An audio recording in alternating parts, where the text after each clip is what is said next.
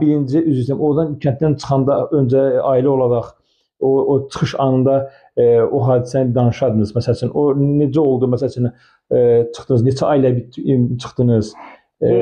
Qohum məqrəbədən bərabər çıxdınız, ailələr kimlər var idi? Ceyhun müəllim, mən həmin dövrdə oxuyurdum. Naxçıvan Dövlət Pedaqoji Universitetində 2-ci kursda oxuyurdum. Xəbər gəldi ki, kənd köçüb. Kənd köçüb, hər ev maşınlarla danışırmış, kənddə Səməd kişi vardı.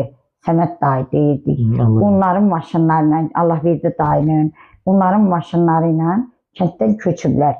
Hissə vaxt veriblər. Naxçıvandan maşın tutublar, gəliblər maşınlarla köç eləyiblər, gəliblər Şuşaya. İlk gəlişləri Şuşa olub. Şuşada qaşa. Mənə xəbər çatan, mən bilmədim. Onda dedilər ki, bəs Ermənistandan ilk dəfə Paşalı rayonun Terp cəmaatı köçübdür. Bu köçlə bağlı bir aydan sonra atam Cəbrayil Naxçıvana gəldi və Naxçıvanda dedi ki, bəs biz getmişik Şuşaya, sən Naxçıvandan poyezə binərsən qatarla, gələrsən Füzuliyə, Füzulidən çox çətinliklə gəldim çıxdım.